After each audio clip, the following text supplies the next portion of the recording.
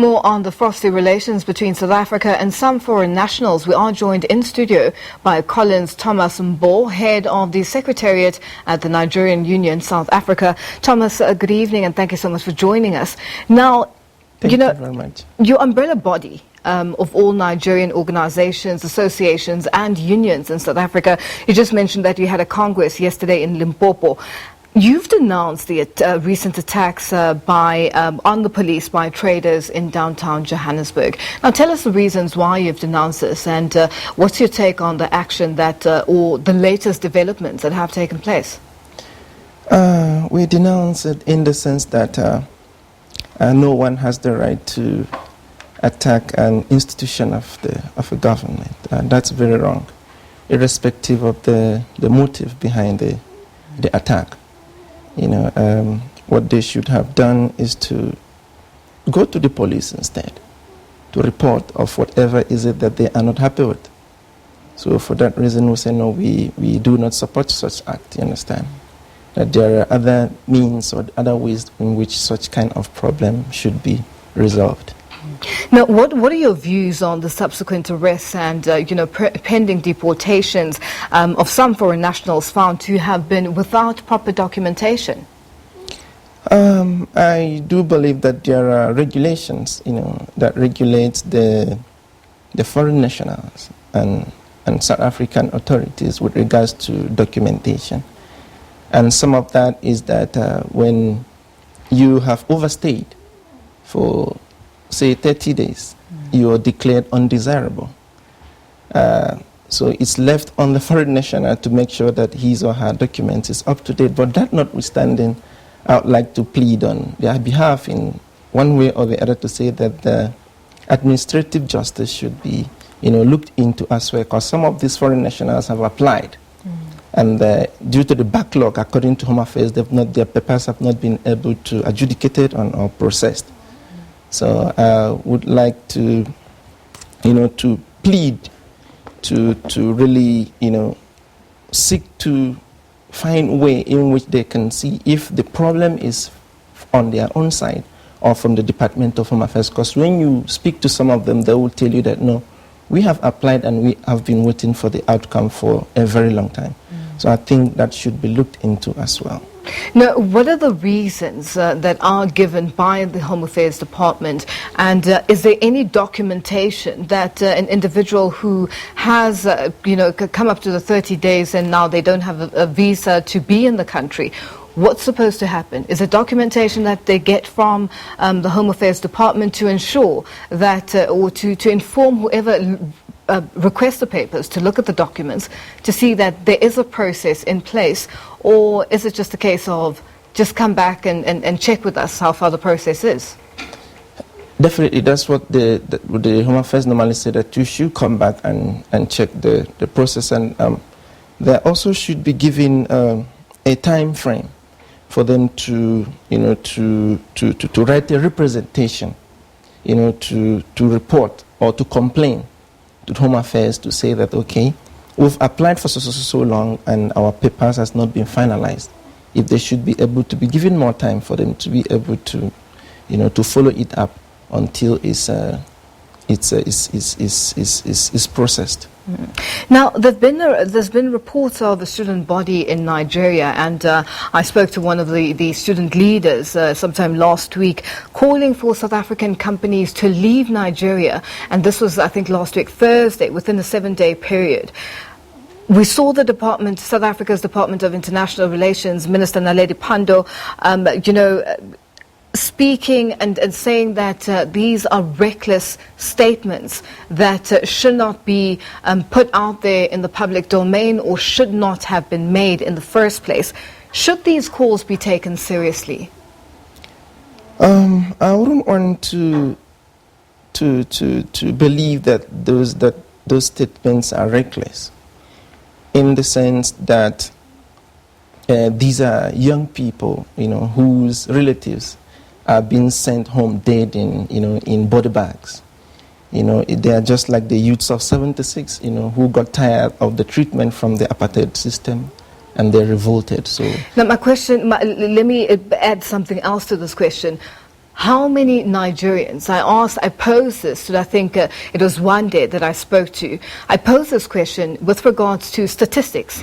What are the figures are they speaking about? Do they have a number? Has there been communication with police? What's the status with regards to investigations? Because Minister of Police Bheki Cele was also part of the media briefing yesterday, where he also mentioned that there's a process of investigation that has to be followed. And, we've had some analysts come out and say some of these attacks have been random, or some of these killings have been unfortunate killings where not Nigerians are the only people who are being killed, even South Africans themselves. Yes, between 2016 and till date, over 100 Nigerians have been killed. And thus far, we've not seen any of those cases being finalized, and the families, haven't come to conclusion of their cases. And I mean, I don't know how long it will take for a case or two out of the over 100, to be finalized. So we felt that probably the cases of the deaths of Nigerians are being treated with levity. I would like to mention that we are not in support of what the statement by the student body per se, but it shouldn't be taken lightly, because when you are pushed to the wall, you are not given you are not given any how do I put it?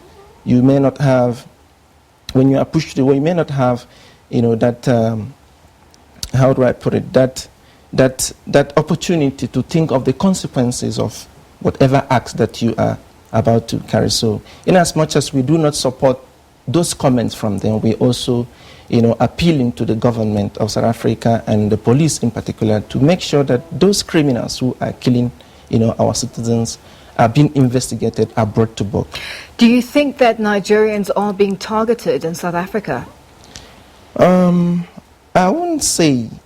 Also bearing in mind statistics with, killings or crime in South Africa, where South Africans are killed across the country. There are cases that are still being investigated, that are still open. I'll give you a very good example, a popular case where the unfortunate killing of Bafana goalkeeper, or Orlando Pirates goalkeeper Senzo Meyiwa, is still being investigated. How many years later? So my question is, why do Nigerians feel that they are being targeted in South Africa? From the perspective of Nigerian Union, we may not say for sure that Nigerians are targeted. So our concern is the fact that none of these cases have been investigated and are concluded. It's been a long time. That's our cry. That we know that there is crime in South Africa just like every other place in the world, but we want those who are perpetrators of this crime to be brought to book. It will deter others from carrying such acts, irrespective of your nationality, irrespective of where you are coming from. Crime is crime. And I do believe that according to the Constitution of South Africa, it says that everyone who is living in South Africa, it's been covered by the law. You understand? So when such killings continue to happen and we do not see, any action with proof from the police in particular, it makes people to feel that, that we are targeted. Now, let's look at the meeting that's coming up between Nigeria's President Muhammadu Buhari and South Africa's President Cyril Ramaphosa, which is scheduled for some time in October for talks. As NUSA, what would you like to bring forth to this meeting between the two leaders? And, with regards to discussions, relations between South Africa and Nigeria, what would you like to be top of mind for the two presidents as discussions? The interest of any reasonable government should be the interest of our citizens first. And secondly, maybe business, you understand? So we would like to appeal to them, to make sure that the interest of the citizens, both those in Nigeria, South Africans in Nigeria and Nigerians in South Africa, are prioritized first. It should be prioritized. For instance, when we were complaining, because before the students started complaining and they were agitating as it is now, we were complaining that no, we are tired. Every week almost we hear that a Nigerian is killed. But no one said anything. There was no interview like this to ask or to find out what is going on.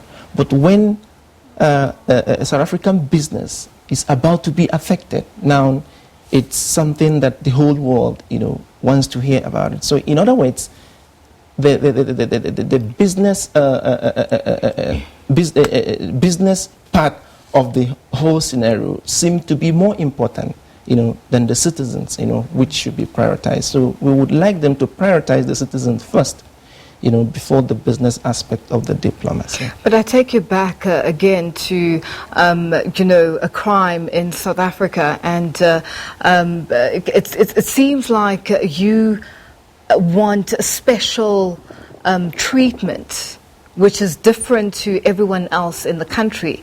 Crime takes place on a daily basis, and not all crimes are highlighted or put in the spotlight, or you have a media frenzy where you're called in for interviews. And what you're saying is Nigerians should be put on a platform because of the crime that is taking place, regardless of a crime that's taking place across the country, where South Africans themselves are being killed, murdered, and those investigations are still taking place, where there is no finality and there is no conclusion of those cases. So it becomes a catch-22 where it seems like you're saying we as Nigerians want special treatment. No, not at all. Not at all. There is nothing special, about us beside Arab. We are the same. Just like I said earlier, South Africa belongs to all who live in it. We should all be treated in equal manner, I understand. So, but what we are saying is that it should be looked into. We don't know who else is going to be killed. Last week we had one killed, the previous week we had one. It goes on and on like that.